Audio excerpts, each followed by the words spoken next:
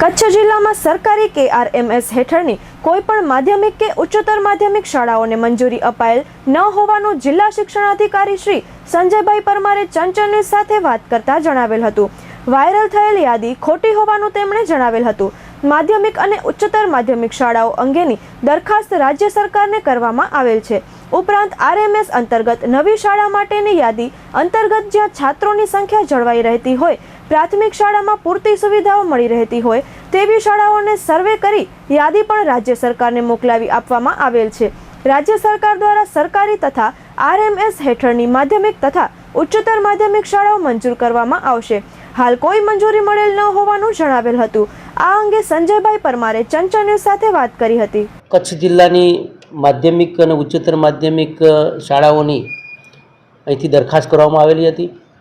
દરેક તાલુકાના અંદર જ્યાં ગાડી 5 થી 7 કિલોમીટરના અંદર પોષક વિસ્તારના અંદર વિદ્યાર્થી સંખ્યા ધ્યાને રહી અને નજીકની શાળાને પણ અસર ન થાય એ રીતની અહીંથી દરખાસ્ત અને સર્વે કરી અને રાજ્ય સરકારમાં અમે દરખાસ્ત કરેલી છે।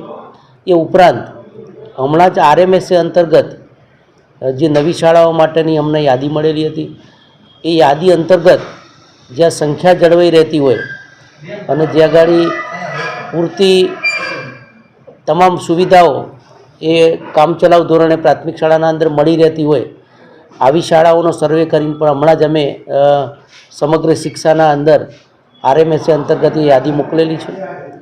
એ ઉપરાંત પ્રાથમિક શાળાના અંદર જ્યાં જગ્યા ઉપલબ્ધ છે એવો પણ સર્વે કરીને હમણાં જ અમે વિગતો મોકલી છે।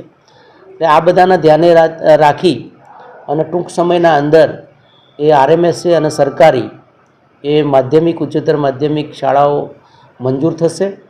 અત્યારે જે યાદી વાયરલ થઈ છે એ યાદી ખોટી છે, કારણ કે એના અંદર જે અત્યારે જે ખાલી સર્વે માટે આવેલી હતી એ યાદીઓ છે। એટલે અત્યારે કોઈ હાલ સરકારી અથવા તો RMS અંતર્ગતની કોઈ પણ શાળા મંજૂર થઈને આવી નથી।